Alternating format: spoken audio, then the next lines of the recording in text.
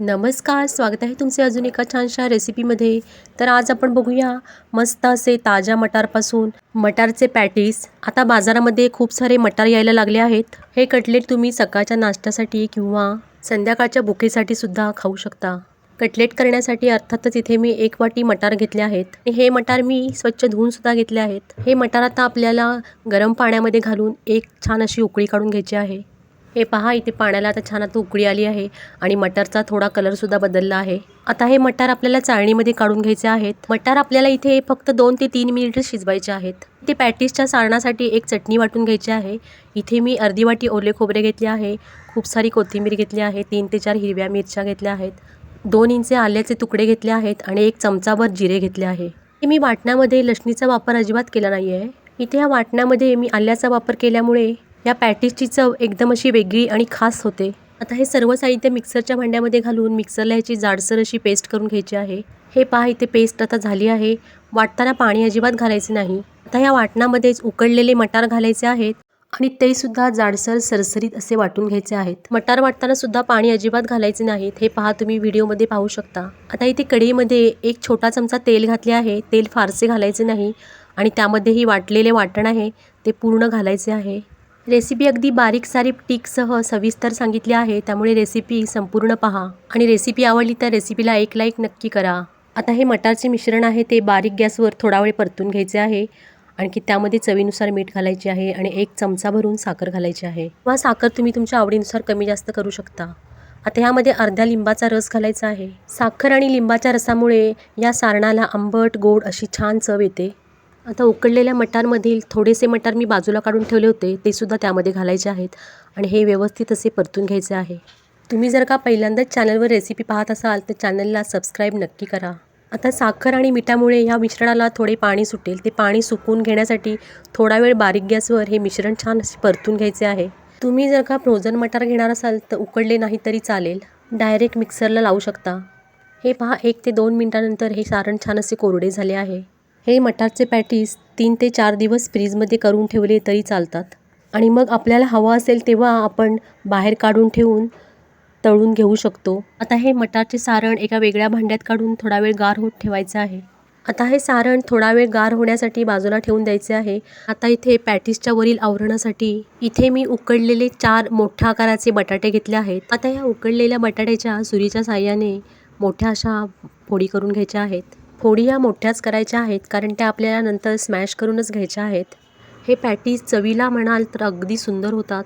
आता हे उकडलेले बटाटे आहेत ते स्मॅशरच्या साहाय्याने स्मॅश करून घ्यायचे आहेत किंवा तुम्ही किसणीने किसून पण घेऊ शकता, म्हणजे बटाटा जाडसर राहणार नाही. हे पहा, इथे आता बटाटा छान असा स्मॅश झाला आहे. आता यामध्ये चवीनुसार मीठ घालायचे आहे आणि हे मीठ सर्व बटाट्याला लागेपर्यंत व्यवस्थित असे मिक्स करून घ्यायचे आहे. हे बटाट्याचे मिश्रण थोडे पातळ दिसत असल्यामुळे थोडे बाइंडिंग येण्यासाठी इथे मी 4 ब्रेड स्लाईसचा ब्रेड क्रम्ब करून घेतला आहे. ब्रेड क्रम्ब करण्यासाठी इथे मी 4 ब्रेडचा स्लाईस मिक्सरमध्ये रवाळ असा वाटून घेतला आहे आणि हा ब्रेड क्रम्ब आता थोडा थोडा करून स्मॅश केलेल्या बटाट्यामध्ये घालायचा आहे. ब्रेड क्रम्ब हा एकदम घालायचा नाही, थोडा थोडा करून घालायचा आहे, म्हणजे जसा लागेल तसा घालायचा आहे. म्हणजे हा मिश्रणाचा घट्ट असा गोळा होईपर्यंतच घालायचा आहे. हे पहा, ब्रेड क्रम्बचा आणि बटाट्याचा छान असा गोळा तयार झाला आहे. आता यातील लिंबाच्या आकाराचा गोळा घ्यायचा आहे आणि मोदकासारखी छोटीशी अशी पारी करून घ्यायची आहे. पारी करत असताना हाताला थोडेसे तेल लावून घ्यायचे आहे, म्हणजे पारी हाताला चिकटणार नाही आणि अंगठ्याच्या साहाय्याने प्रेस करून छान अशी मोदकासारखी पारी करून घ्यायची आहे. आता ह्या पारीमध्ये लिंबा एवढ्या आकाराचे मटारचे सारण घ्यायचे आहे. पारीमध्ये हे सारण भरून घ्यायचे आहे आणि जसे आपण मोदक करतो त्या मोदकाप्रमाणे ही पारी छान अशी मिटून घ्यायची आहे आणि मस्त असे गोल आणि चपट्या आकाराचे पॅटीस करून घ्यायचे आहेत. असेच आता मी इथे सर्व पॅटीस करून घेणार आहे. आणि आता इथे अर्धी वाटी बारीक रवा घ्यायचा आहे.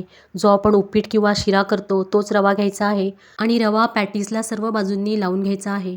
पॅटीस थोडे ओले असल्यामुळे रवा छान असा पॅटीसला चिकटला जातो आणि रवा लावल्यामुळे पॅटीस छान असे कुरकुरीत होतात आणि रवा लावल्यामुळे पॅटीसला तेल पण फारसे लागत नाही. अगदी कमीत कमी तेलामध्ये हे पॅटीस अगदी कुरकुरीत क्रिस्पी होतात.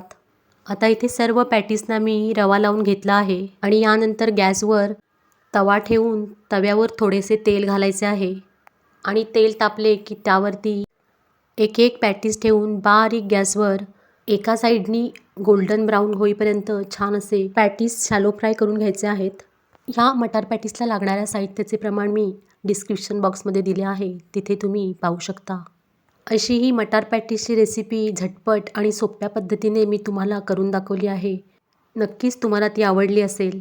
असे हे मटार पॅटीस तुमच्याकडे जर का कोण पाहुणे वगैरे येणार असतील तर अगोदरच फ्रीजमध्ये हे मटार पॅटीस तयार करून ठेवून आयत्या वेळी तुम्ही तळून देऊ शकता. इथे मी हे पॅटीस शॅलो फ्राय केले आहेत, पण तुम्हाला जर आवडत असेल तर तुम्ही डीप फ्राय पण करू शकता. हे पहा, आता हे एका साईडनी मटार पॅटीस छान असे तळले गेले आहेत. आता हे पलटी करून दुसऱ्या साईडनी पण छान असे शॅलो फ्राय करून घ्यायचे आहेत. पॅटीस फ्राय करताना त्यावरती थोडे थोडे करून तेल असे चमच्याने घालायचे आहे, म्हणजे पॅटीस कमी तेलात सुद्धा छान असे कुरकुरीत होतील. हे पहा, पॅटीस आता इथे मस्त असे गुलाबी रंगावरती छान असे कुरकुरीत तयार झाले आहेत.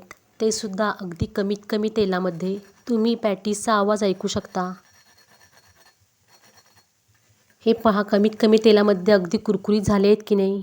हे पहा, इथे आता हे मी पॅटीस सॉसबरोबर सर्वसुद्धा केले आहेत. असे हे मी सांगितलेल्या पद्धतीने पॅटीस तुम्ही नक्की करून पहा आणि ही रेसिपी तुम्ही आपल्या नातेवाईकांमध्ये नक्की शेअर करा. हे पॅटीस सॉसबरोबर किंवा खोबऱ्याच्या चटणीबरोबर अगदी अप्रतिम लागतात. आणखीन कुरकुरीतसुद्धा होतात आणि हे पॅटीस तेलकटसुद्धा अजिबात होत नाहीत. हे पहा, तुम्हाला इथे एक मी तोडून पण दाखवते. रेसिपी आवडली असेल तर रेसिपीला एक लाईक नक्की करा आणि चॅनलवर नवीन असाल तर चॅनलला सबस्क्राईबसुद्धा करा. हे पहा, पॅटीसच्या आतमधील मटारचे सारण तुम्ही पाहू शकता. रेसिपी पाहिल्याबद्दल सगळ्यांचे खूप खूप धन्यवाद. आता भेटू पुढील रेसिपीमध्ये. तोपर्यंत नमस्कार.